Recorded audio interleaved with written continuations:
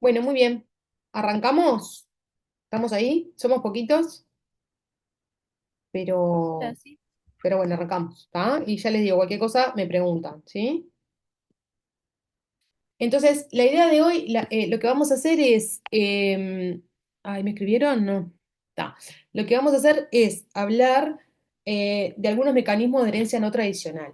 Algunas cosas ustedes estuvieron viendo porque ya hablaron de algunos de los mecanismos. ¿Se acuerdan a qué nos referimos con herencia no tradicional? ¿Alguien se anima? ¿Alguno se anima?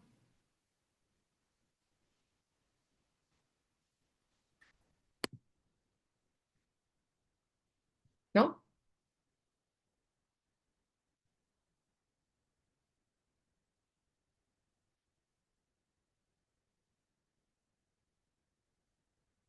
¿Se escucha, no? Sí, sí, Bueno, yo no. estamos hablando de, en realidad, de modo de herencia mendeliano, o sea, de una serie de patologías que son monogénicas, o sea, la alteración está en un gen, pero que si bien siguen las leyes de Mendel en la transmisión de la patología de una generación a otra, hay algunos mecanismos, algunos factores que hacen que se complique un poco el cómo se transmiten esos alelos de una generación a la siguiente. ¿Ah? Entonces, dentro de esos mecanismos de herencia no tradicional, algunos ustedes estuvieron viendo y estuvieron hablando de lo que es la impronta, ¿no? O el imprinting genómico o la impronta genómica, ¿cierto? Nosotros vamos a hablar un poquito del resto de los mecanismos y en ese sentido vamos a empezar hablando de lo que son las mutaciones dinámicas, ¿sí? En realidad lo que se sabe es que a lo largo del genoma, de forma normal, tenemos una serie de eh, nucleótidos de diferente longitud que están repetidos a lo largo del genoma humano, ¿sí?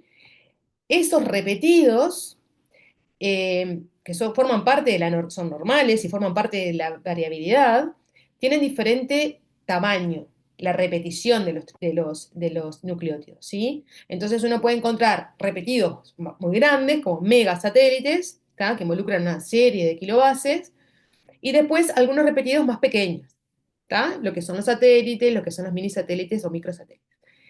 Acá vamos a hablar de los STR, que son, por la sigla en inglés, los repetidos cortos en tándem. ¿Qué quiere decir eso? Podríamos estar hablando de estos, de los microsatélites, ¿sí? Son repetidos de nucleótidos, acá en el ejemplo ven que son 4 nucleótidos, CAGG, que esa secuencia de esos nucleótidos están repetidos en tándem, es decir, uno al lado del otro, ¿lo ven? En serie. Estos 4 nucleótidos después se repiten, se repiten, se repiten, etc. Y eso es normal. Ahora, hay un cierto rango de cantidad de repetidos que forman parte de la normalidad. Y en algunas situaciones, el aumento del número de repetidos de esa serie de nucleótidos puede dar patología. Ahora, ¿cuántos repetidos tenemos? Eso es variable entre una persona y otra, y de hecho, estos STR sí sirven también en lo que tiene que ver con la identificación de personas, por ejemplo, en medicina forense, ¿ah? Porque los repetidos, la combinación de repetidos en los alelos, la tenemos en forma característica única, que nos diferencian un individuo de otro, ¿tá? Entonces, en realidad, estos repetidos son normales. Dijimos, bueno, uno puede tener una situación, puede tener una persona en sus dos alelos, también determinado gen, tener esos 4 nucleótidos CAGG, en un alelo tener 6 repetidos, en el otro 4, eso forma parte de lo normal. Otra persona puede tener 4 y 4, ¿lo ven? Otros 6 y 4, etc.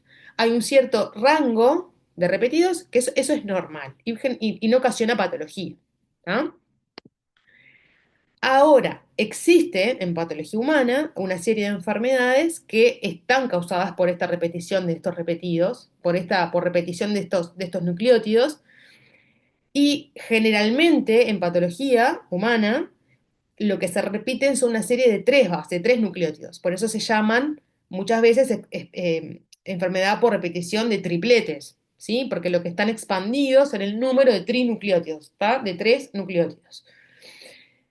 Entonces, ¿por qué generan patología? Bueno, puede ser que alteren o la expresión o la estructura de las proteínas que esos genes en los cuales están esos repetidos, según las proteínas que estén codificadas por esos genes, ¿sí? Entonces, según la proteína, puede ser que se altere su expresión o la estructura.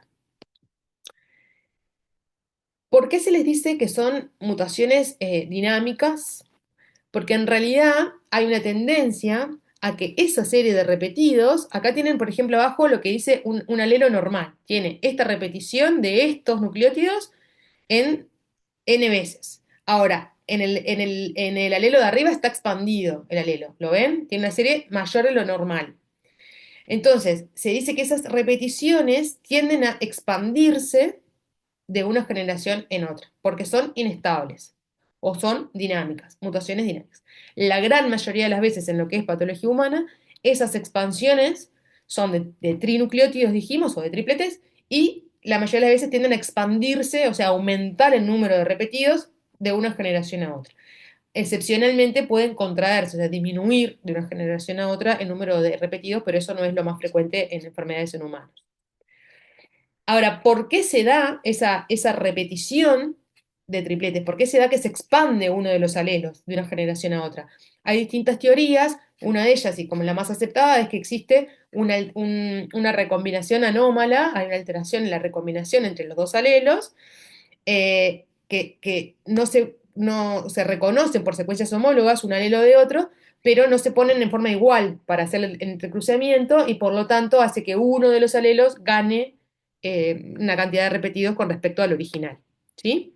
Eso es uno de los mecanismos más aceptados y después hay otro, que el efecto esté en realidad o en la replicación o en la reparación del ADN. Con respecto a dónde están esos tripletes en los genes, en qué parte de los genes están, dónde se localizan. Bueno, hablando de patología o enfermedades en humanos, esos tripletes son distintos en cada una de las enfermedades, ¿sí? Son diferentes combinación de nucleótidos. Ahora vamos a ver ejemplos.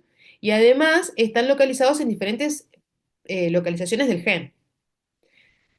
¿Se acuerdan que el gen es una secuencia de ADN que tiene una serie de estructuras que son los exones, que es donde están las partes codificantes del gen, intercalados por los intrones, que son generalmente las partes no codificantes, que el gen tiene un promotor y que además hay regiones, la región 5'UTR y la región 3'UTR, que flanquean al gen y que son las regiones que son no traducidas, ¿sí? Del gen. Entonces, lo que están acá arriba son nombres de patología. Por ejemplo, acá dice, vamos a ver, por ejemplo, DM1 es la distrofia miotónica tipo 1, que vamos a ver como ejemplo después, y es una sucesión de repetidos CTG, N cantidad de veces, en la región 3'UTR de un gen en particular, que es el gen de MPK. ¿Sí? Después hay otras patologías como el síndrome de X frágil, que también vamos a ver como ejemplo luego, que en realidad el repetido es este, CGG, es este trinucleótido, que está en una parte de la región 5'UTR del gen FMR1. ¿Sí? Después hay otras patologías, como la enfermedad de Huntington o las ataxias espinocerebelosas, que son estas que están acá abajo, que el repetido es CAG y están en los exones de estos genes, de los genes que codifican, o el gen HD o los genes que dan estas patologías, estas atrofias espinocerebelosas, entre otras. ¿Sí? Y después vamos a ver algunos ejemplos de cada una de ellas. Es decir, ¿qué queremos mostrar con esto? Bueno, los repetidos son distintos, algunas veces son, dijimos, CTG, otras veces son CAG o CGG, no importa, son combinaciones distintas, nucleótidos distintos y además están en distintos genes y en diferentes localizaciones de los genes. ¿Sí? Entonces, ¿cómo las podemos clasificar estas enfermedades? Bueno, según la ubicación, dijimos, entonces, por lo general son enfermedades causadas por repetición de tripletes, y de ellas pueden estar localizadas en regiones no codificantes del gen o en regiones codificantes, dijimos. En regiones no codificantes, bueno, en distintas regiones no codificantes. Por ejemplo, en las regiones no traducidas 5' del UTR, el síndrome de X frágil, o en la región no traducida 3' UTR, la distrofia miotónica. Después, también en la ataxia de Friedrich hay una repetición de un triplete que está localizado en un intrón del gen, de un gen. Y después hay otras patologías en las cuales la repetición de tripletes está en región codificante del gen. Como vimos, la enfermedad de Huntington y algunas atrofias espinocerebelosas que están localizadas en el exón del gen. ¿Sí? Estas son, acá muestran, es una representación esquemática de lo que es un gen con sus diferentes estructuras y está poniendo ejemplos de lo que veníamos diciendo. ¿Tá? Son diferentes genes, el que da el síndrome X frágil, y otros genes que da la enfermedad de Huntington, otro distinto la ataxia Friedreich y otro distinto la distrofia miotónica. ¿Sí? Lo que queremos mostrar es que ese repetido, ese triplete, está localizado en distintas localizaciones del gen, en distintos genes. ¿Tá? Esa es una forma de clasificarlas. Y también se clasifican según la repercusión en la función que ocasiona esa repetición. Entonces, hay algunas que vamos a ver que la enfermedad es por pérdida de función, como el síndrome X frágil o ataxia de Friedrich. Otras son por ganancia de función, como en el caso de la enfermedad de Huntington. Y otras porque esté alterada la función del ARN, por ejemplo, la distrofia miotónica. Ahora, ¿por qué se amplifican? ¿Qué es lo que sucede? ¿Por qué se amplifican esos tripletes? En realidad lo que se sabe es que las mutaciones ocurren en distintos pasos, ¿sí? Primero, si esto es la estructura normal, ¿sí? Y acá tenemos un alelo normal que dice que lo normal es tener, por ejemplo, en este caso, repetido CGG, lo normal es tener más o menos de 6 a 56, ¿sí? Variable entre un individuo y otro, pero lo normal es entre 6 repetidos CGG hasta 56. Lo que sucede es que se piensa que de una generación a otra hay un aumento en el número de esas repeticiones que hacen que ese alelo se vuelva inestable.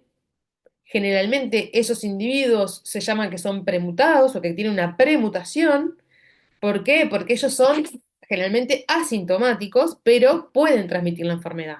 Porque de esta generación a la siguiente podría pasar que se siga amplificando, perdón, el triplete y que tengamos la mutación completa. Por ejemplo, en este caso, si pasamos de 200 repetidos EGG.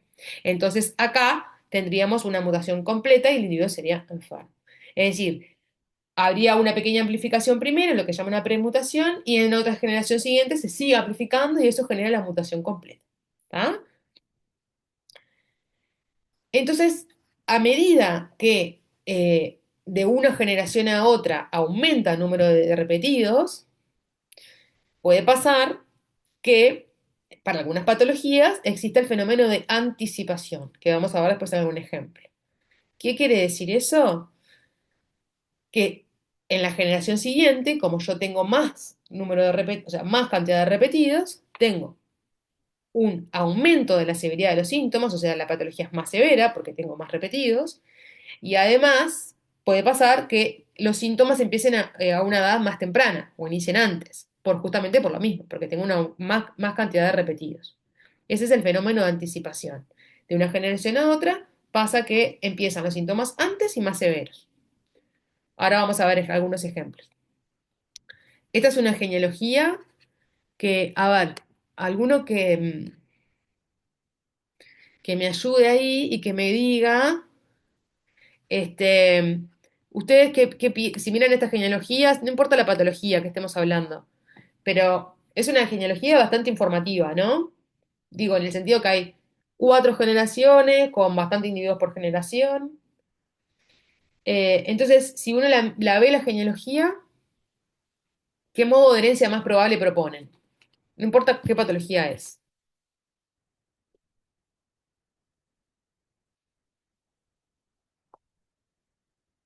¿Quién se anima?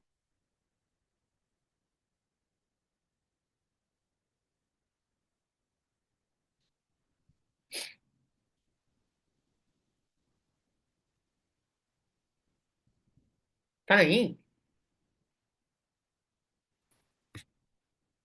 Hola, sí, sí. Bueno, ¿qué les parece? Mirando la genealogía. Yo les ayudo. ¿Se acuerdan que acá, representado con un cuadrado, están los hombres, mujeres con el círculo, Los que están pintados se asumen que son enfermos y los otros no. Y, y ven que hay individuos afectados en casi todas las generaciones, ¿no? Entonces, a priori eso, si yo tengo que arriesgar un modo de herencia, ¿cuál sería? ¿Qué les parece? ¿Cómo es esta enfermedad? Dominante. Dominante, estoy de acuerdo. ¿Y es una enfermedad autosómica dominante o ligada al X? ¿Qué piensan?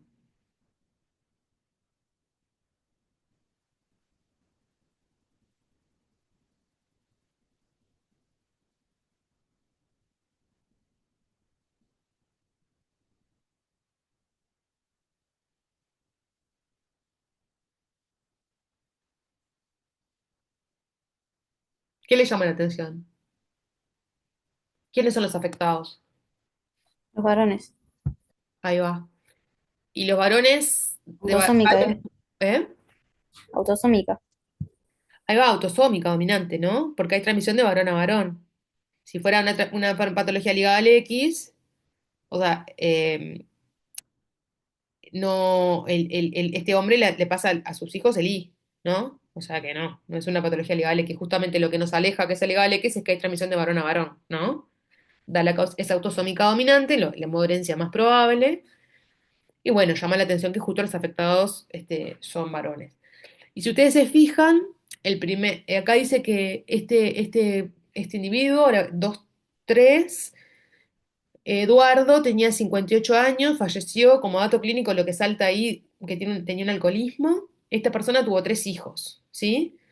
De los cuales un varón tenía una patología psiquiátrica no caracterizada, el otro este varón, a los 54 años falleció, pero dice entre paréntesis que inició a los 40 los síntomas, que tenía un accidente cerebrovascular. Y este individuo tuvo 3 hijos, y tiene 32 años ahora, este primero, acá el varón, ¿lo ven? Y empezó a los 14 años de niño con una patología similar a su padre, ¿sí? Ahí entre paréntesis dice HD, que en realidad es la enfermedad de Huntington o Huntington disease, y tiene el triplete CAG. Si ustedes se fijan, tiene un alelo con 20 repetidos y un alelo con 55 repetidos. ¿Lo ven? ¿Se llega a ver?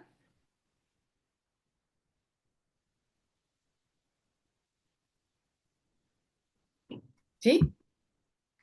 Todos tenemos 2 copias de cada gen. Esta persona también tiene 2 copias de ese gen HD. ¿Sí?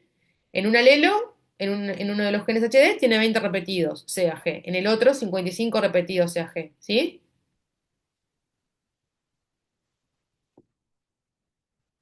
Su Sí, sí. padre tenía 39 repetidos. En el otro alelo no se sabe, pero en uno tenía 39. O sea que tenían una enfermedad por repetición de tripletes, que es la enfermedad de Huntington, en realidad, en esta generación, este individuo tenía 39 repetidos, y miren cómo se amplificó a este hijo a 55 repetidos. De 39 repetidos pasó a 55, ¿entienden? Aumentó el número de repetidos CAG. Y eso hace y muestra esta genealogía el fenómeno de anticipación que se ve en esta patología, en la enfermedad de Huntington. ¿Por qué digo eso? Bueno, porque fíjense, el padre tuvo los síntomas a los 40 y este empezó a los 14, ¿entienden? Mayor cantidad de repetidos, inicio más severo y más precoz, ¿sí? Y después, bueno, hay otras personas de esta genealogía, si se fijan, bueno, este abuelo, esta persona que tenía patología psiquiátrica, este que quedó como que tiene una demencia, con un parkinsonismo, o otras patologías, otros que dicen patologías psiquiátricas, vieron varios en la genealogía, posiblemente tuvieran la misma enfermedad, esta enfermedad de Huntington, que quedó sin categorizar, sin caracterizar en esos otros individuos. Entonces, ¿qué factores hablan de la inestabilidad de estos tripletes? Bueno, por supuesto que la inestabilidad es germinal, tanto a nivel materno como paterno, y también hay una inestabilidad que es tejido específica. ¿Eso por qué? Porque el número de repetidos de un tejido a otro, e incluso en el mismo tejido, es variable. ¿Sí? ¿Qué factores afectan la inestabilidad de esos tripletes? Bueno, factores internos ya vimos, va a depender de la secuencia, del número de repetidos, por ejemplo, factores externos como la secuencia flanqueante de esos repetidos, si está en una isla CPG, etc. ¿tá? O sea que hay factores internos y externos. La mayoría de estas enfermedades por repetición de tripletes son dominantes, autosómicas o ligadas al X, ¿sí? Y ya como veníamos viendo, la expresividad clínica varía en forma dirección, ¿cómo se dice? Tipo A, a mayor número de repetidos, mayor expresividad, ¿sí? ¿Se entiende? Y lo otro que vamos a ver es que para algunas de estas patologías existe lo que se llama efecto de padre de origen. Quiere decir eh, que dependiendo si el afectado es un hombre o una mujer, es más probable que en la gametogénesis de una generación a otra se expandan esos tripletes. ¿Sí? La que acabamos de ver en la genealogía, que es la enfermedad de Huntington, que es una expansión de un triplete que codifica la cola de poliglutaminas, es más característica que si el afectado es un hombre, la expansión sea mayor. No quiere decir que las mujeres no puedan transmitir una enfermedad, pero generalmente el hombre la transmite, es mayor la expansión y por lo tanto es más probable que exista mayor severidad en las generaciones siguientes. No siempre el efecto de padre de origen es paterno. Para la enfermedad de Huntington sí, pero después vamos a ver un ejemplo que no, que es al revés. El efecto de padre de origen es materno y la expansión de una generación a otra se da más probablemente si la afectada es una mujer. Por ejemplo, esta patología, que es la distrofia miotónica, si ustedes ven ahí, dice que está provocada por alteraciones en un gen que se llama DMPK. O sea, es una patología monogénica. ¿Dónde está localizado el gen? En el cromosoma 19. Cuando está así, dice, está localizado en el cromosoma 19, en el brazo largo, Q, en la región 13.3. O sea, estamos hablando de una patología autosómica, ¿cierto? Pues está localizado este gen en un autosoma. Ahora, sucede que en la región, en ese gen de MPK, en la región 3'UTR del gen, hay un triplete, que es el CTG, que lo normal es que esté repetido n veces. Pero n veces, ¿en cuánto? Y bueno, en un rango entre 5 y 37.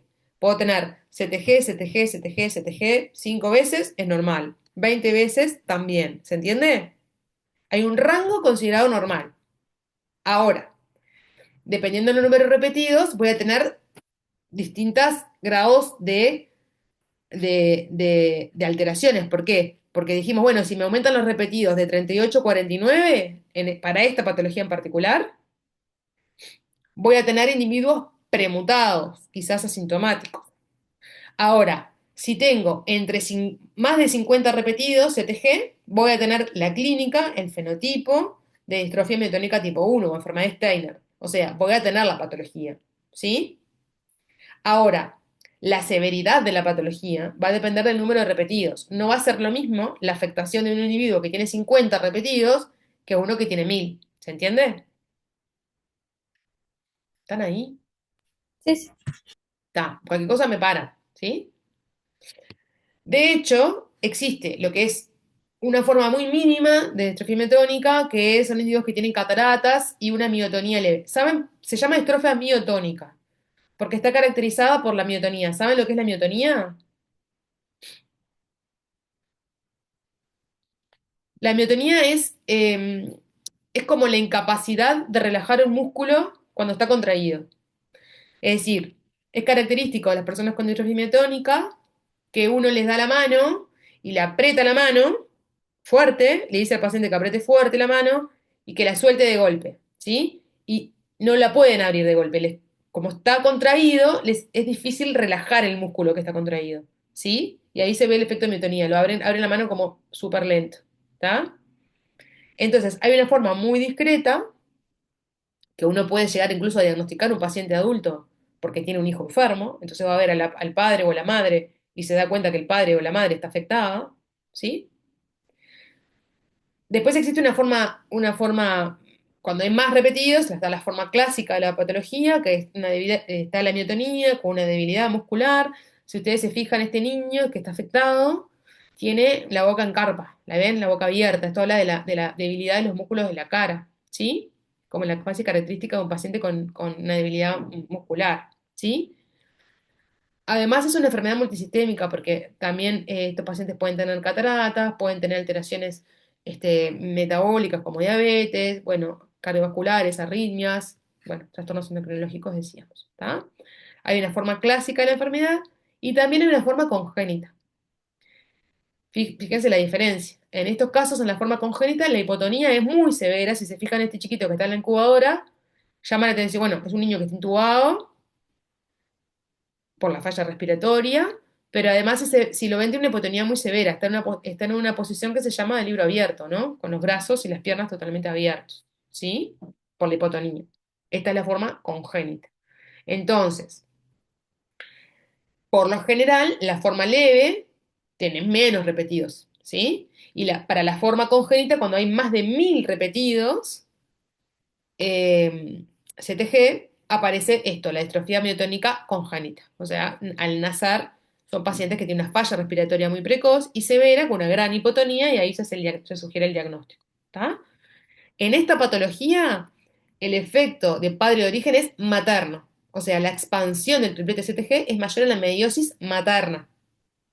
Y por lo tanto, si la afectada es una madre, es más probable tener un hijo con distrofia miotónica congénita que si es un padre el afectado, ¿sí? Porque tiende a expandirse más en la meiosis materna. Los mecanismos por los cuales eso sucede no se conocen del todo.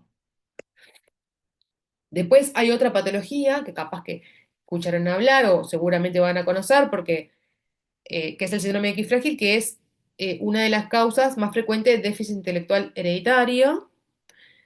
Esta es una enfermedad monogénica también, porque la enfermedad está causada por mutaciones en este gen, en el gen FRM1, y ese gen está localizado en el X, en el cromosoma X. Por lo tanto, sigue un modo de herencia ligada al X. Es monogénica ligada al X. Ese gen FMR1 codifica una proteína que se llama FMRP. Ahora, ¿qué particularidades tiene esta patología? Que tambi' es una patología por expansión de tripletes. ¿Por qué? Porque en ese gen, FMR1, en la región 5' UTR, o sea, en la región no traducida 5', hay unos repetidos CGG, que lo normal es que tengamos entre 5 y 50 repetidos. Eso es lo normal, ¿sí? Porque ahí, o sea, hay entre 5 y 50 repetidos, existe transcripción y traducción Me de esa, temo de que esa- no encontré nada Hola, acerca de eso. ¿qué pasó? Hay transcripción y traducción de la proteína FMRP, ¿sí? Ahora, en individuos que el número de repetidos EGG es entre 50 y 200, se habla de individuos premutados, también existe transcripción y traducción de la proteína. Son premutados, no tienen síntomas, generalmente. Vamos a ver algunas particularidades de esta patología. Pero, ¿cuál es el riesgo? Que se expanda de una generación a otra la repetición de tripletes y que por lo tanto tengamos individuos con más de 200 repetidos EGG, o sea, afectados. ¿Sí? Eh, si es una patología que es de herencia ligada al X, ¿no? ¿Quiénes van a ser los afectados? ¿Las mujeres o los varones? Las mujeres. Ujú. ¿Por qué? Y porque los varones no le pasan el X al hijo, sino a sus hijas. Y tal, las mujeres. A ver. No, para, me atreveré, me atreveré. ¿Por qué una patología ligada al X? eh, los afectados de la patología generalmente son varones y no mujeres.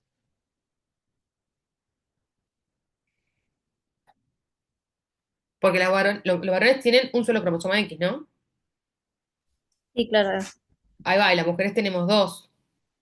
Entonces, si yo tengo Sí, la expansión, esta CGG, en este gen FMR1 que está en el cromosoma X, más de 200, el hombre va a ser afectado. ¿Sí? Por lo general, las mujeres no son afectadas, porque tenemos dos cromosomas X. Por lo general, las mujeres somos premutadas o portadoras de la premutación.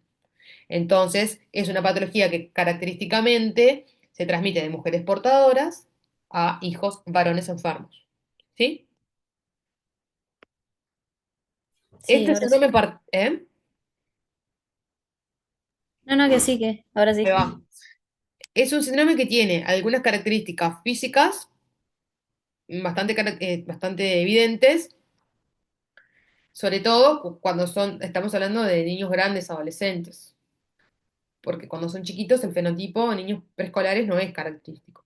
Pero generalmente se describe que estos pacientes con el síndrome de X frágil son varones que tienen una cara alargada, con una mandíbula prominente, con orejas grandes y desplegadas, ¿sí? Que en la pubertad pueden tener macroorquidismo, generalmente son altos, y también pueden tener macrocefalios, una estatura y un perímetro craniano en percentiles altos, generalmente, ¿sí?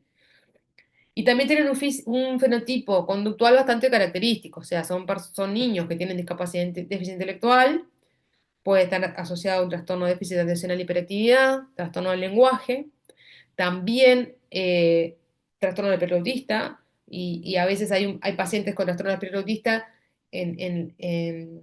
que no tienen el fenotipo característico, pero que tienen una amplificación en este gen.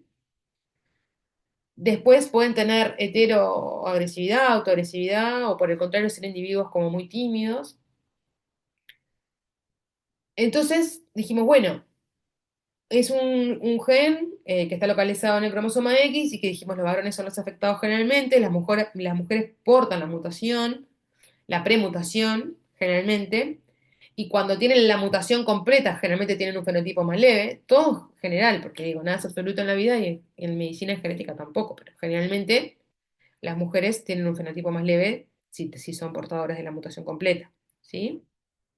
Ahora, lo que sí se ha demostrado ya hace unos cuantos años es que en los portadores, las mujeres portadores del alelo expandido, en rango de premutación, cuando tienen entre 50 y 200 repetidos, es frecuente que sean mujeres que tengan falla ovárica precoz, es decir, que tengan como una menopausia precoz. Y de hecho, cuando una mujer tiene una falla ovárica precoz, en la actualidad, las estudiamos para ver si son portadoras de esta premutación por el diagnóstico, pero además por el asesoramiento familiar, por el asesoramiento genético reproductivo, porque si es una mujer que tiene premutación, puede tener hijos varones afectados de síndrome X frágil, ¿sí? Y otra cosa que se describió hace un tiempo ya es que los hombres que tienen la premutación, no la mutación completa, la premutación, a veces en la vida adulta presentan un síndrome que se llama FAXTAS, por la sigla en inglés, que es, en realidad, eh, temblor, ataxia asociado a X frágil, ¿sí? Eso pasa en hombres que son premutados, no tienen la mutación completa, o sea, no tienen el síndrome de X frágil, pero desarrollan esta ataxia temblor en la vida adulta, ¿sí? Y después, por último, vamos a hablar de nuevo de esta patología, que es la que habíamos visto en la genealogía que pusimos hoy, en la que habíamos visto que había varias generaciones afectadas, ¿se acuerdan? Que dijimos, bueno, es una enfermedad autosómica dominante, que tenía el fenómeno de anticipación, porque vimos que a medida que pasaban las generaciones, los individuos empezaban antes con síntomas y más severos. Eh, y bueno, en realidad esta patología está producida por alteraciones en este gen, que es el gen HD, que está localizado en el cromosoma 4, y que ese gen codifica una proteína que se llama huntingtina. Lo que sucede acá es que de particularidad tiene que es que el repetido CAG, de ese triplete, está en la parte codificante de los genes, en el exón de un gen. Porque, ¿qué pasa? A medida que se acumulan CAGs, ¿sí? Cuando ya tengo más repetido CAG, se acumulan residuos de poliglutaminas y eso hace que sea una patología por ganancia de función, pero que lo que provoca a nivel del sistema nervioso es que haya una degeneración de las neuronas GABAérgicas y por eso es la patología. ¿Qué síntomas tiene? Bueno, es una enfermedad neurológica severa, progresiva, que lo habitual es una edad de comienzo entre los 20 y los 50 años, y ya dijimos varias veces, pero recalco que varía de forma lineal con el número de repetidos, y que dentro de las manifestaciones más importantes son Esto se llama enfermedad de Huntington o Corea de Huntington, porque lo que hay es una alteración del movimiento en forma de movimientos coreicos. ¿Saben cuáles son los movimientos coreicos? La corea son unos movimientos bruscos, que pueden ser de miembros superiores o de miembros inferiores, ¿sí? Que son como muy aparatosos y, y severos y difíciles de controlar. También pueden tener, digo, trastornos cognitivos y alteraciones neuropsiquiátricas. Es una enfermedad que lo normal es tener, en este gen, es tener menos de 28 repetidos CAG, ¿sí? Si yo tengo menos de 28 repetidos CAG en las dos copias de este gen, no voy a tener enfermedad de Huntington. Si tengo entre 29 y 34 repetidos, se clasifica como alelo intermedio. La persona que lo tiene no va a tener enfermedad de Huntington, pero puede tener que en las siguientes generaciones, o sea, sus hijos o hijas, tengan amplificado ese repetido y por lo tanto tengan síntomas. Entre 35 y 39 se habla de un alelo de penetrancia reducida, porque algunos, pero no todos, van a tener enfermedad de Huntington, ¿sí? Lo que sí, la siguiente generación tiene riesgo claramente de tener enfermedad de Huntington. Y bueno, y si una persona tiene más de 39 repetidos, se habla de un alelo de penetrancia total. O sea, todas las personas que tienen en el gen HD más de 39 repetidos, CAG, van a tener enfermedad de Huntington. ¿Sí? ¿Se entiende? Lo que es bastante dramático es que como por lo general se manifiestan personas en adultos jóvenes, eh, puede pasar que cuando empiezan los síntomas, como el caso de la genealogía que vimos, que la persona ya tenga descendencia, hijos e incluso nietos, este, y si se expandió este triplete, estamos hablando de una patología que de saber que uno lo tiene es muy severo, ¿tá? No hay un tratamiento curativo, nada más que paliativo de los síntomas, ¿sí? Y es progresivo. ¿Alguna duda de estas enfermedades de repetición de tripletes? Después el miércoles, igual, todo lo que es dudas, el miércoles en la discusión grupal, vamos a retomar otros ejemplos de otras enfermedades por repetición de tripletes como para discutir estos conceptos, ¿sí? Pero bueno, si tienen alguna cosa para preguntar ahora, por supuesto, aprovecho. ¿Sigo? Sí, Bueno, otro modo de herencia no tradicional es la herencia mitocondrial. ¿Se acuerdan de las mitocondrias? Más. sí, ¿Se acuerdan que en la célula tenemos, bueno, el núcleo de las células, ¿no? Una cantidad de organelos, dentro de ellos están las mitocondrias, que básicamente, ¿de qué se encargaban las mitocondrias? O sea, ¿cuál es la función de la mitocondria en la célula? ¿Qué pasa en las mitocondrias?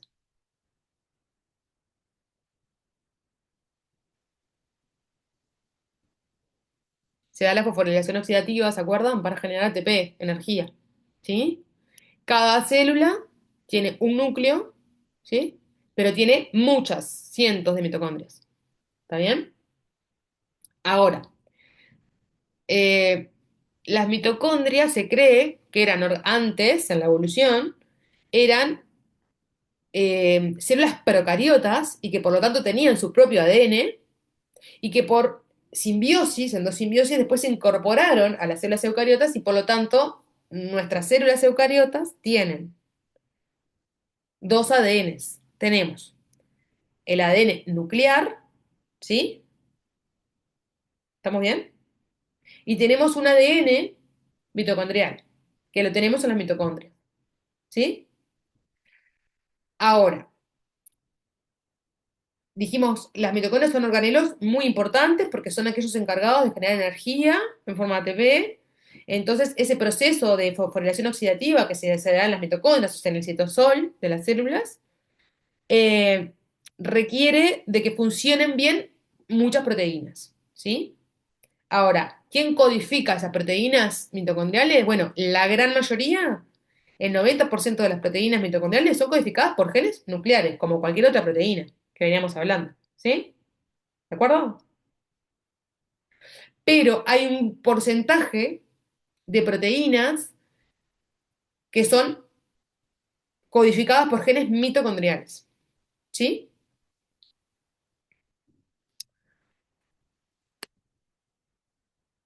Esto es lo que decíamos, bueno, la función de las células, ¿no? Sobre todo generar ATP en la fosforilación oxidativa. Cada una de las células tiene muchas mitocondrias. Y las mitocondrias tienen su propio ADN. ¿Estamos bien? Dijimos, el ADN mitocondrial es distinto al ADN nuclear. ¿Cuál es el ADN nuclear? El que venimos hablando hasta ahora. Dijimos, bueno, cada vez que hablábamos de una patología y de que era monogénica, etcétera, estamos hablando de genes nucleares, que están en el núcleo. Es, ¿no? El ADN nuclear. Ahora estamos diciendo, bueno, existe también un ADN que no es nuclear, es mitocondrial. ¿Sí? Que tiene sus particularidades. ¿Sí? Primero es que dijimos, bueno, no hay un solo núcleo por célula, sino que hay muchas mitocondrias, o sea que tengo miles de mitocondrias, cada una con su propio ADN, que es distinto al nuclear en muchos aspectos. Primero es que se trata de un ADN circular, como los procariotas, ¿se acuerdan? Que aproximadamente es de 6 kilobases. Otra diferencia con el ADN nuclear es que el 93% del ADN mitocondrial es codificante, a diferencia del nuclear, ¿se acuerdan? Que el ADN nuclear hay una cantidad de ADN que no sabemos para qué codifica, ¿se acuerdan? Bueno, dijimos, este ADN mitocondrial codifica algunos genes. Tiene 37 genes que se conocen. Y esos genes codifican 13 codifican proteínas, 22 genes codifican ADN de transferencia, 2 ARN ribosómicos y alguna cosa más. ¿Sí? El resto de las proteínas mitocondriales que precisa la mitocondria para hacer sus funciones son sintetizadas a partir de genes nucleares. ¿Lo ven? Entonces, ¿qué es lo que sucede? Podemos tener patologías mitocondriales provocadas por alteraciones en genes nucleares o podemos tener patología mitocondrial provocada por el ADN mitocondrial. ¿Está bien?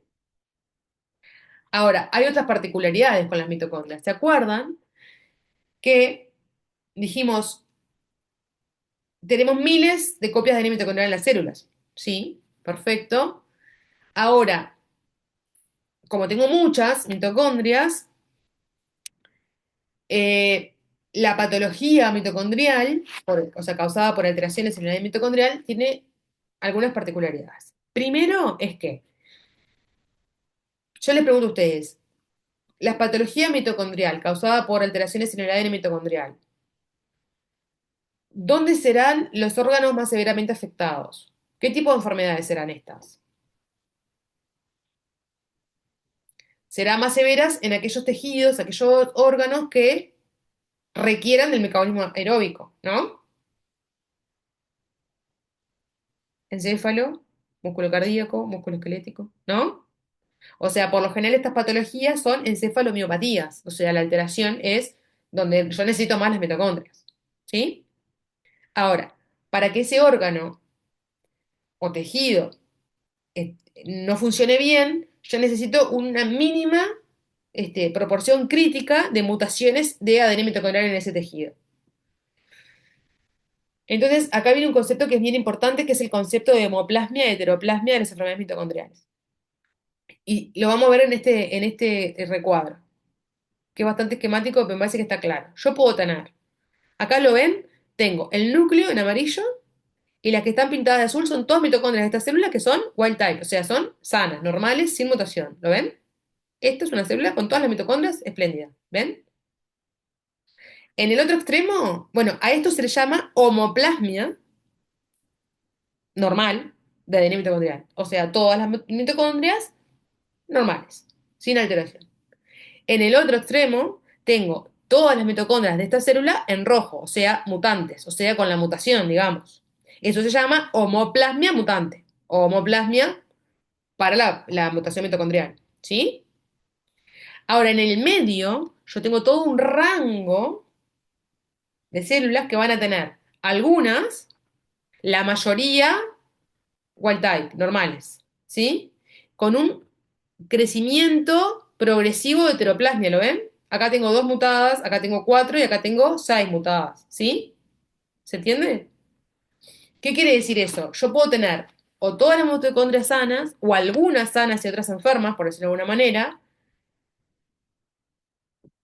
Cuando tengo de las proporciones, cuando tengo de las dos, tengo mezcladas, hablo de heteroplasmia, o sea, heteroplasmia porque tengo algunas normales y otras con la mutación. Ahora, a medida que yo tengo cada vez más mitocondrias mutadas, existe lo que llama un umbral, acá threshold, para el cual hace que yo manifieste la enfermedad. Por lo general, el umbral en los distintos tejidos es entre el 60 y el 80%. Si yo tengo un 5% de mitocondrias mutadas, por lo general no tengo la patología.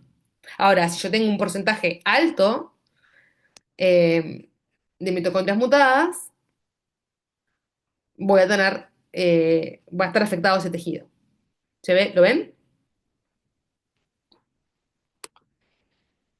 Eh, Además, bueno, como las mitocondrias, acá tenemos una madre que tiene todas estas, o sea, una célula madre, ¿no?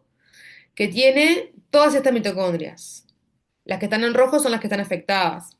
Entonces, tiene todas esas mitocondrias afectadas y muchas mitocondrias sanas, tiene como 20% dice acá de mitocondrias mutantes. ¿Y cómo se segregan las células hijas? Al azar, las mitocondrias. Entonces, yo puedo tener células hijas que sean la mayoría sanas, algunas células que tienen la mitad de células mutantes y la mitad sanas, mitocondrias, perdón, mutantes y la mitad sanas. Otro ejemplo acá, tengo la mayoría con mitocondrias mutadas, ¿sí? Entonces, cuanto más porcentaje de mitocondrias mutadas, es más probable que de tener un hijo afectado. ¿Por qué está esto así? Porque las mitocondrias, acuérdense, derivan del ovocito. No vienen en el espermatozoide las mitocondrias. Vienen del ovocito. Entonces, son patologías que en realidad son de herencia materna, ¿está? Porque las mitocondrias del cigoto vienen del óvulo. Entonces, lo va a heredar una mamá, una mujer, a todos sus hijos. Acá lo heredó. Acá tiene 3 hijos esta señora afectada con una patología mitocondrial por el ADN mitocondrial y tiene hija afectada, hijo afectado, hija afectada, ¿lo ven? Ahora, ¿quiénes la transmiten? Las mujeres, porque son las que pasan las mitocondrias. Esta mujer a sus 2 hijos varones, esta mujer a un hijo varón y una hija mujer. Ahora, este hombre tiene la patología, pero no la pasa. ¿Lo ven? Son patologías de herencia materna. ¿Sí? Se transmiten por línea materna. ¿Se entiende? Sí, Ok. Entonces, patologías como enfermedades mitocondriales hay muchísimas. De hecho, si bien cada una es por separado, digamos, son relativamente raras, enfermedades raras, en su conjunto tiene una prevalencia más o menos de 1 en 5.000. Son, de hecho, uno de los errores innatos del metabolismo más frecuentes en conjunto. ¿Sí? Ahora, ¿por qué puede estar causada la patología? Bueno, puede ser porque esté alterada la función o la estructura de la mitocondria. ¿Sí? ¿Y por qué? Porque puede estar o sea, puede estar alterado por un error en la información de, o sea, mutaciones en el ADN nuclear, dijimos, o en el ADN mitocondrial. ¿Lo entienden? Ahora, ¿por qué lo traemos como modo de herencia no tradicional? Porque, ¿qué va a ser distinto? La patología va a ser mitocondrial. Ahora, el modo de herencia de la patología va a ser distinto si la mutación está en el ADN nuclear, que va a seguir un modo de herencia mendeliano clásico, monogénico, o si está en el ADN mitocondrial. ¿Lo ven? Porque ahí el modo de herencia va a ser distinto. ¿Sí? Bueno, cada vez se conocen más genes que generan patología mitocondrial, sobre todo en los genes nucleares. Y son aquellos que afectan estos genes son los que afectan la cadena respiratoria y la fosforilación oxidativa, como decía. Por lo tanto, siempre se sospechan estas enfermedades cuando tenemos una afectación multisistémica, pero que predomina la alteración del sistema nervioso central a nivel de los músculos, ¿sí? Una afectación neuromuscular. Generalmente hay tosis con oftalmoplegia, estas son alteraciones oculares, miopatía, alteraciones musculares, convulsiones, ataxia, o sea, un problema del equilibrio, hipoacusia o disminución de la agudeza de auditiva, neurosensorial, alteraciones cardiomiopatías, puede haber disfunción renal, alteraciones hepáticas, etc. ¿Cuáles son los órganos más afectados? Decíamos, bueno, aquellos que dependen del metabolismo aeróbico, cerebro, corazón, músculo, riñones. ¿Está?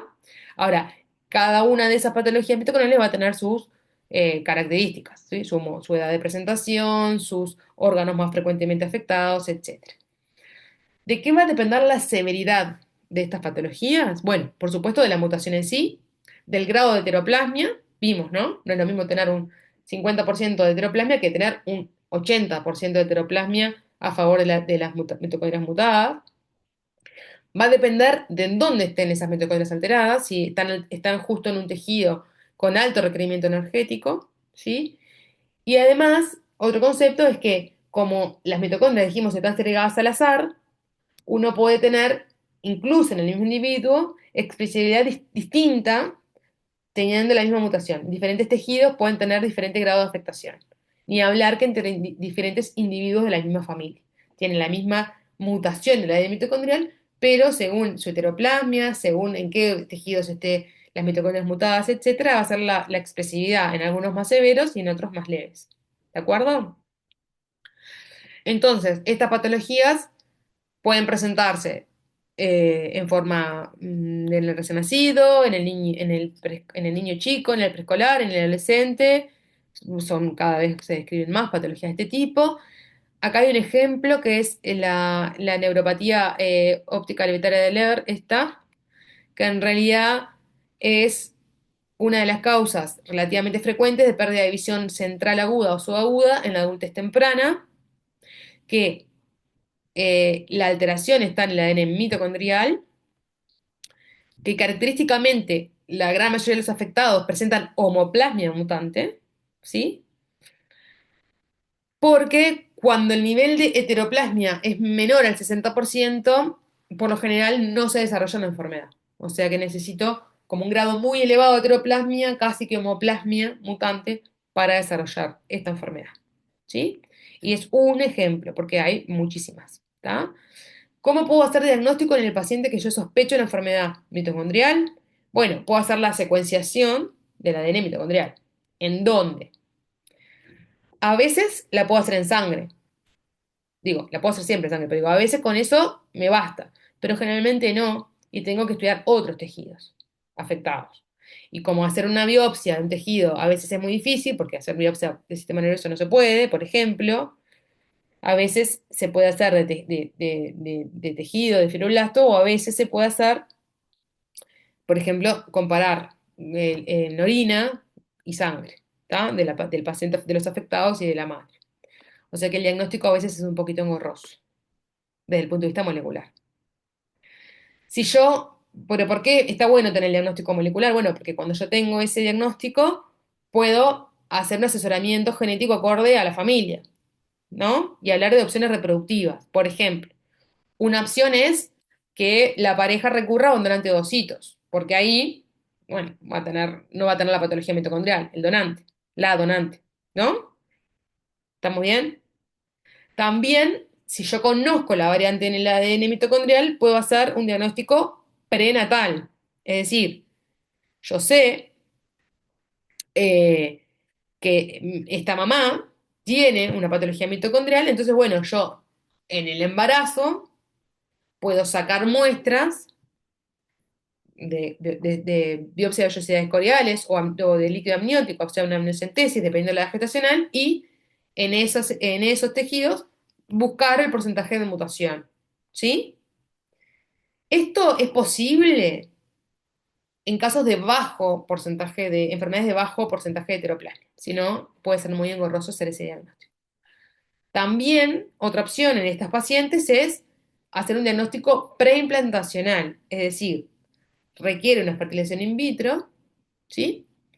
Eh, hacer la fertilización in vitro y en el embrión, en los pocos días de desarrollo embrionario, tomar una muestra, ¿sí? De un pedacito, de una célula, y determinar el porcentaje de, o sea, ver si está afectado o no y determinar el porcentaje de heteroplasma. O la otra opción reproductiva que existe en la actualidad es hacer, no que se done todo el ovocito, o sea, no que sea ovodonante, sino que se donen a través de una paciente que tenga las mitocondrias sanas, una donación de mitocondrias. Y se hace una fertilización in vitro, pero solo con el ovocito de la madre, pero con las mitocondrias donadas. O sea que esto es posible en la actualidad. Bueno, ahora nos queda este modo de herencia no tradicional, que es la disomía uniparental. ¿Se acuerdan lo que es? Yo supongo que lo nombraron en la clase de imprinting, de desorden en el imprinting, pero bueno, lo vamos a repasar. La disomía uniparental es cuando ambos cromosomas de un par cromosómico, homólogo, son heredados de uno de los padres, ¿sí? Es decir, nosotros tenemos los cromosomas a pares, ¿no? Tenemos dos cromosomas uno, dos cromosomas 2, 2, 3. Lo que pasa habitualmente es que tenemos del par de dos cromosomas uno heredado de nuestra mamá y uno de nuestro papá, ¿sí? Si heredamos los dos del mismo progenitor, tenemos una disomía uniparental, ¿está? Ahora vamos a ver por qué es lo más, por qué se puede generar este mecanismo de heredar de los dos del mismo progenitor.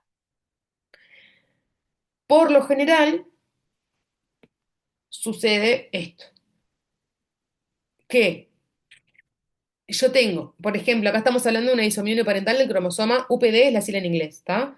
Entonces tengo, acá la madre tiene los dos cromosomas 15 y el padre un cromosoma 15. Como en la madre no se separaron los cromosomas 15 y aporta los dos al cigoto, el cigoto, en vez de tener un 15 paterno y un 15 materno como sería lo normal, ¿lo ven? Tengo tres, tengo una trisomía 15, ¿sí? Entonces, en las células ocurre lo que se llama rescate trisómico, que es justamente sacar, entre comillas, uno de los cromosomas 15 para tener el número diploide. ¿De acuerdo? Ahora, fíjese en el esquema. Si yo saco este cromosoma 15, el que está en el medio, no pasa nada. Tengo herencia biparental, ¿no? Tengo este 15 rojo que vino de la madre y este 15 blanco que vino del padre. No hay problema. Ahora, si el rescate trisómico fue en este rojo, en el primero, tampoco hay problema, porque tengo uno heredado de la madre y uno del padre, ¿lo ven? Ahora, si por error el rescate trisómico sacó al cromosoma 15, en este caso heredado del padre, o sea, el blanco, tengo una disomía uniparental materna, ¿lo ven? ¿Sí? Me quedo con los dos cromosomas heredados del mismo progenitor. ¿Estamos bien? Ahora, ese error de la no disyunción puede ser en la meiosis 1 o en la meiosis 2, ¿sí? O sea, si yo tengo eh, un error en la meiosis 1, o sea, voy a tener una heterodisomía del cromosoma 15. Ahora, si el error es por no disyunción o no separación en la meiosis 2, después que ya están replicados, voy a tener una isodisomía de ese cromosoma 15. Ahora lo vamos a ver con un esquema. ¿Tá? Fíjense, acá tengo los dos cromosomas de un par cualquiera paternos. ¿Tá? Estos dos son los cromosomas de ese par. Imagínense el cromosoma 2. Tengo los dos cromosomas 2 paternos, acá tengo los dos cromosomas 2 maternos. ¿Sí? ¿Cuáles son las cuatro posibles combinaciones normales? Bueno, que el padre de este, ¿no? Y se junte con cualquiera de estos dos, que es este caso, que la madre de este y se junte con cualquiera de estos dos, ¿sí? ¿Lo ven? Estas son las cuatro combinaciones normales. Ahora, si fueron los dos, un error en la meiosis 1, fueron los dos de este par, tengo una heterodisomía. ¿Lo ven? O sea, heredó los dos del par paterno.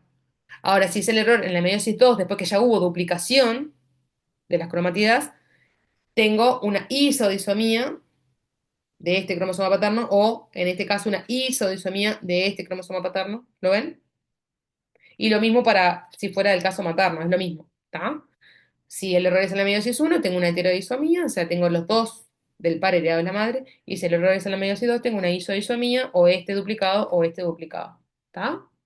Ahora, ¿cuál sería el problema de heredar los dos cromosomas del mismo progenitor. Y bueno, para la mayoría de las patologías no habría problema, digamos, porque en realidad, está, no pasaría nada. Ahora, si justo se da esta disomía uniparental en genes en donde hay expresión sujeta a imprinting, o sea, hay una expresión distinta, materna y paterna, yo puedo tener patología. Ahora vamos a ver ejemplos, ¿sí? Ustedes hablaron del síndrome de Prader-Willi-Angelman cuando hablaban de errores de la impronta genética en los centros de imprinting y eso, ¿no? Sí, cuando hablaron de imprinting, sí, vieron que había algunas regiones del genoma en donde la expresión es distinta según si, esos genes son heredados del padre o de la madre. Son genes sujetos a imprinting o impronta genómica. ¿Sí? Entonces, si yo justo tengo una disomía uniparental de esas regiones de esos cromosomas que portan estos genes, puedo tener patología. Ahora vamos a ver ejemplos. ¿Sí? Otra forma es la cuando tengo, por ejemplo, esto está descrito en la literatura en forma excepcional. Supónganse que yo tengo, ¿se acuerdan de la esclerosis quística? Es una enfermedad autosómica recesiva, común y corriente. El gen está localizado en el cromosoma 7, ese gen codifica un receptor llamado CFTR, perfecto. Si es una enfermedad autosómica recesiva, yo necesito tener una copia alterada de los dos genes CFTR, o sea, una heredad de mi mamá y una de papá. ¿Lo ven? Está descrito en la literatura, en forma excepcional, que hay transmisión, por ejemplo, de un padre que tiene fibrosis quística y le heredó los dos cromosomas 7 con la mutación al hijo. ¿Lo ven? Entonces, tiene un hijo afectado de una enfermedad recesiva, autosómica recesiva en este caso. Y después está descrito para alguna enfermedad ligada al X como la hemofilia A. Pero estas son cuestiones excepcionales. ¿Está? ¿Sí? Patologías que pueden que ser debidas por disomía uniparental, hay varias, muchas. Todas estas y alguna más. Estas son las más frecuentes, las que están en la tabla. ¿Está?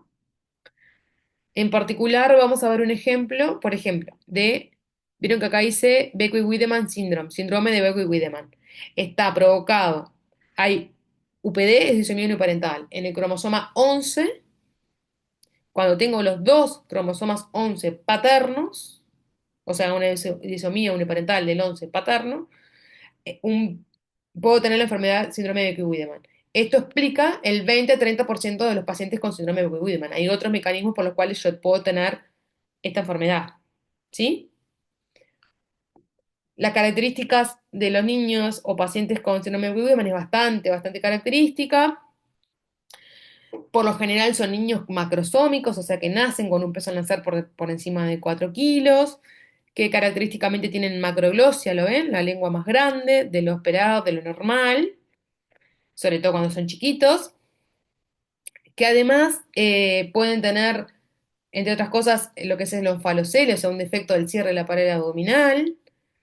¿Por qué es importante el diagnóstico? Porque existe en la etapa preescolar, en la niñez, un riesgo aumentado de tumores embrionarios, entonces hay que tratar de sospechar este diagnóstico de esta patología. ¿Qué sucede en el cromosoma 11? Que decíamos, bueno, en 20-30% de los niños con síndrome de Beckwith-Wiedemann hay una disomía uniparental del 11 paterno. ¿Qué sucede en el cromosoma 11? Bueno, hay una región acá, en el brazo corto, en la región esta, 15.5, en realidad, que está acá, que hay genes que controlan el crecimiento, ¿sí? Sobre todo, hay dos genes importantes. El IGF-2, que es un gen que promueve el crecimiento celular, y este otro, el CDKN1C, que inhibe el crecimiento celular. ¿Está? ¿De qué manera? Hay genes de expresión mialélica, hay un gen que es de expresión materna, que es que inhibe el crecimiento celular, el CDK1C.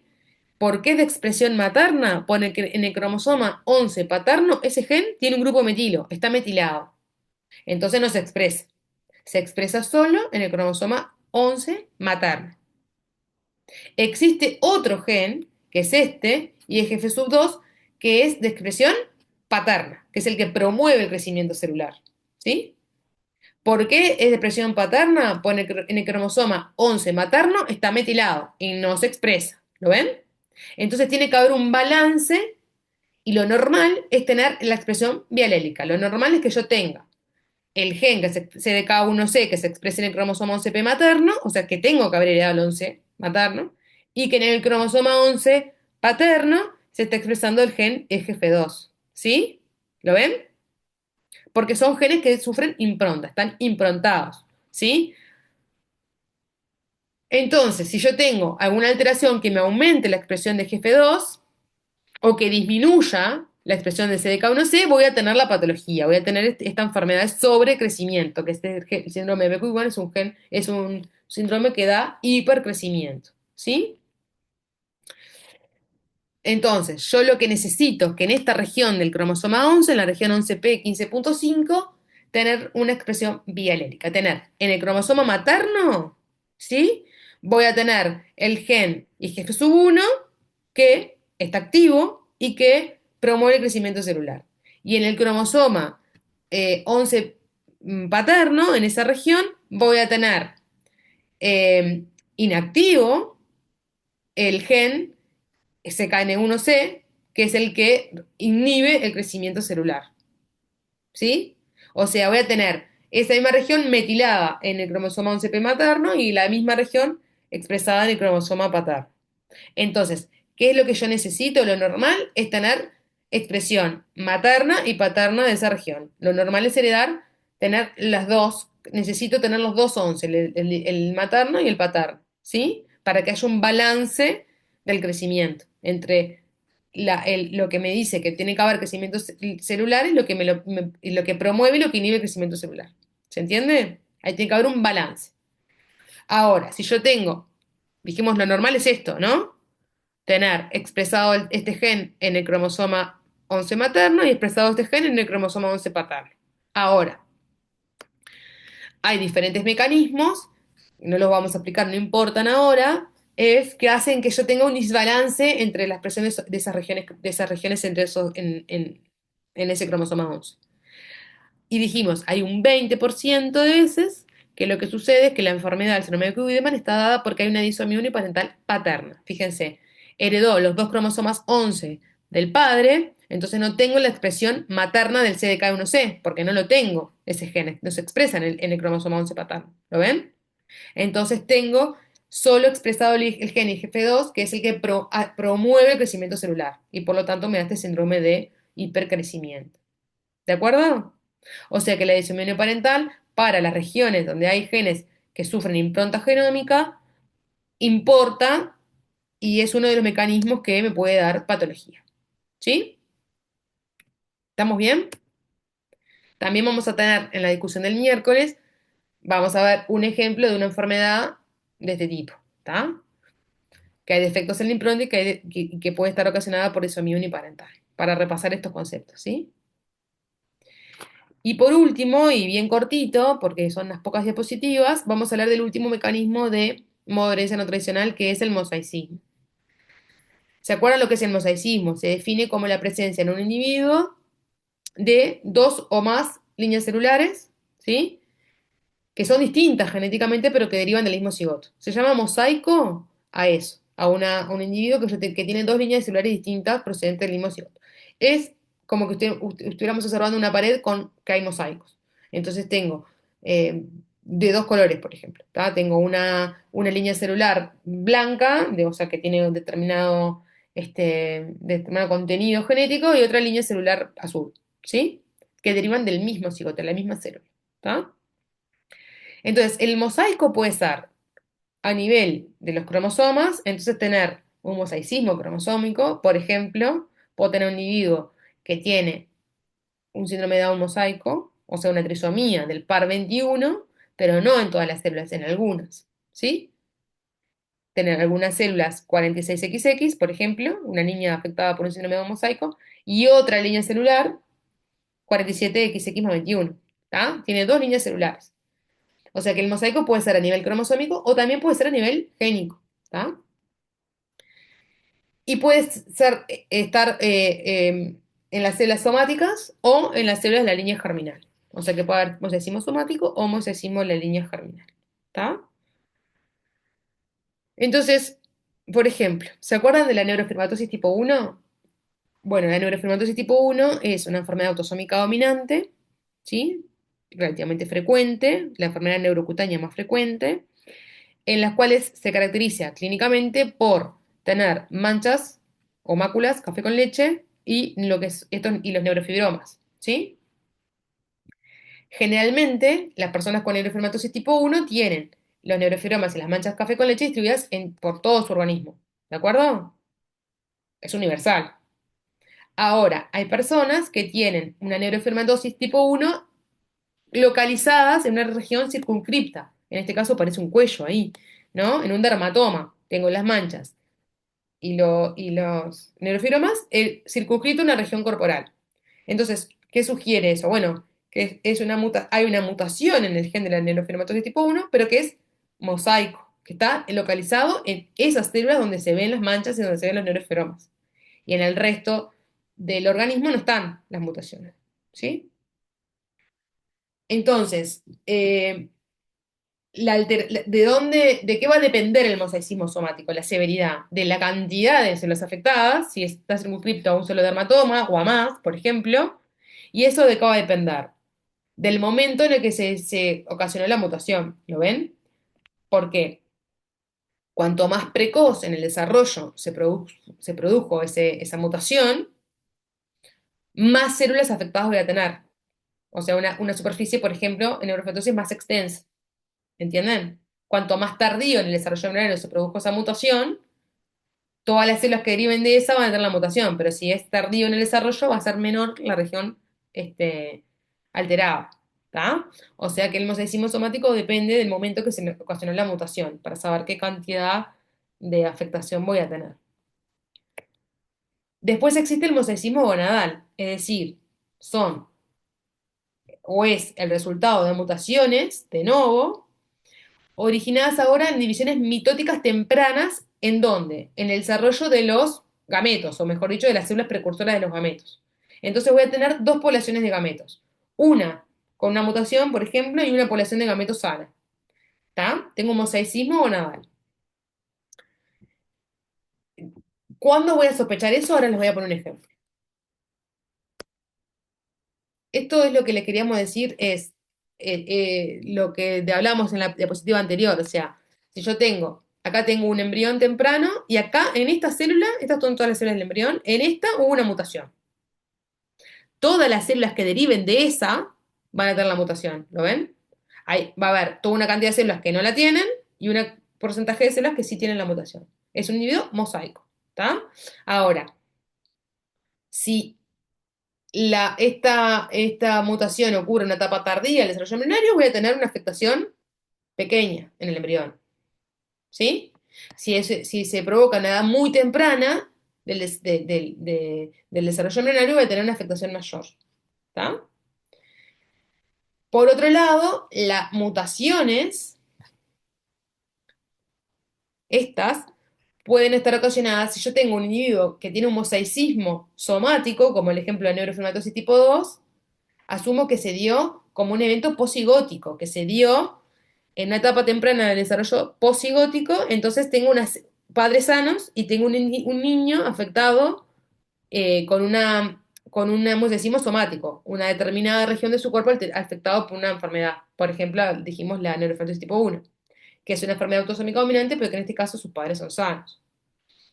Ahora, también puede pasar que la mutación la tenga el padre en la línea gonadal, ¿sí? Si el padre tiene una mutación en la línea gonadal, entonces sí, voy a tener un individuo todo afectado, ¿está?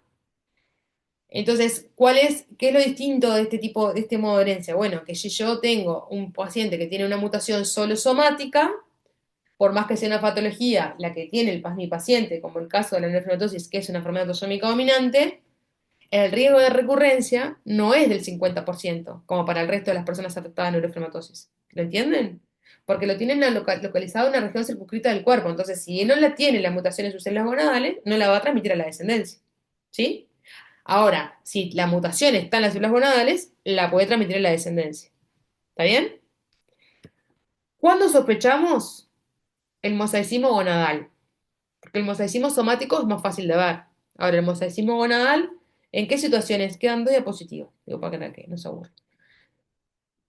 ¿Cuándo lo sospechamos? Por ejemplo, este es un caso descrito en la literatura de dos niñas afectadas de una enfermedad que se llama síndrome de Rett, que son hijas de una madre sana. Entonces, el síndrome de Rett en general es una enfermedad que afecta al neurodesarrollo, que afecta desde las edades muy tempranas de la vida, que clínicamente se manifiesta por una microcefalia adquirida, o sea, un detenimiento del crecimiento del perímetro craneano, que son las afectadas son generalmente niñas que tienen estereotipias sobre todo de manos, ¿tá? Hacen un movimiento con las manos. Además de otras cosas, ¿está? Entonces, el síndrome de Rett está causado por una alteración en un gen que se llama MECP2, que está localizado en el cromosoma, en el X, pero que generalmente es letal en varones. O sea que porque es una enfermedad dominante legal X. Entonces, generalmente las afectadas son mujeres. ¿Sí? ¿Está bien? Entonces, si yo tengo una hija, esta mamá, que es sana, no tiene síndrome de Rett, tuvo su primera hija con una pareja, ¿lo ven? S1, y ella tiene síndrome de Rett. Entonces uno diría, bueno, fue una mutación de novo que pasó en las primeras etapas de la formación de esta niña, y bueno, y en realidad es de novo, no es heredada de sus padres. Ahora, esta mamá con otro progenitor tiene otra niña afectada de síndrome de Rett. Entonces lo que se sugiere es que no lo detectamos en sangre en la mamá, la alteración, porque lo que debe estar pasando es que esta mamá tiene un mosaicismo gonadal. O sea, la mutación del síndrome de ese gen MECP2, que ocasiona síndrome de Rett, la tiene en las gónadas, pero no en sangre. Por eso cuando buscamos la mutación en sangre no aparece. ¿Sí? Y la última, y es otro ejemplo de mosaicismo gonadal, se las voy a mostrar acá, que es un paciente, es un paciente que vimos en el hospital, que en realidad eh, este es el caso índice que está señalado, esta mamá que consulta en el embarazo, en realidad, con una historia obstétrica muy mala, porque tiene con otra pareja un aborto, ¿sí? Y además una muerte neonatal en un varón que se había planteado una osteogénesis imperfecta. La osteogénesis imperfecta es un grupo de patologías que tienen que ver con alteraciones en genes que codifican el colágeno y que cuando están eh, determinadas mutaciones provocan que el hueso sea más frágil y por lo tanto existan fracturas. Es un grupo heterogéneo porque hay muchos tipos de osteogénesis imperfecta. La más leve o la más frecuente genera fracturas a nivel capaz que desde lactante o en la infancia, etcétera. Pero existe un grupo de osteogénesis imperfectas que es la forma letal, que es cuando se ven las fracturas intraútero, o sea, en las ecografías prenatales se observan ya las fracturas en el feto, y es letal, es severa, ¿tá? Entonces, la historia es que esta mamá tenía este aborto y bueno, y un bebé que falleció con un diagnóstico sugestivo de una osteogénesis imperfecta, de la forma letal. La gran mayoría de las veces las mutaciones para este tipo de osteogénesis imperfecta son de novo, no son heredadas. ¿Por qué? ¿Por qué? Porque es una enfermedad tan severa que no hay adultos que puedan reproducirse. Entonces, generalmente cuando uno encuentra un paciente con esta patología, la mutación es de nuevo. Si la mutación es de nuevo, el riesgo de recurrencia es bajo, ¿no? Ahora, en esta familia pasa como la familia que vimos del síndrome de Rett, que tienen otro hijo afectado con otro progenitor. Entonces acá lo que nosotros sugerimos es que en este, en este niño que lo pudimos estudiar, encontramos una variante patogénica en el gen que codifica el colágeno, que lo que esté sucediendo en esta familia es que haya un mosaicismo gonadal materno. Materno porque es la mamá la que tiene la mutación, ¿no? Porque los papás son distintos papás de los dos, en los dos embarazos. Entonces, ella no tiene en sangre, de hecho la buscamos, la mamá no tiene en sangre la variante, pero sí la tiene en sus gónadas. Entonces, tiene hijos afectados, algunos, otros sanos. ¿Qué es lo difícil acá? Estimar un riesgo de recurrencia. ¿Me ven? Porque nosotros no sabemos cuál es el riesgo de recurrencia. No sé, porque en las gónadas no podemos estudiar en cuántas tienen la afectación, en cuántas células tienen la afectación, en cuántas células no. ¿Lo ven? Por eso este mecanismo de herencia lo ponemos como, o se cataloga como uno de los mecanismos de herencia no tradicional. Bueno, y por ahí es todo. Eh, los escucho si tienen alguna pregunta y lo otro reitero que lo pueden hacer también en la discusión grupal del miércoles. ¿Tienen alguna pregunta?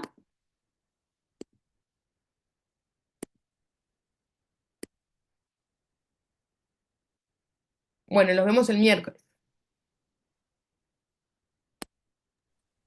Chao, gracias. Gracias a ustedes. Chao, gracias, profe.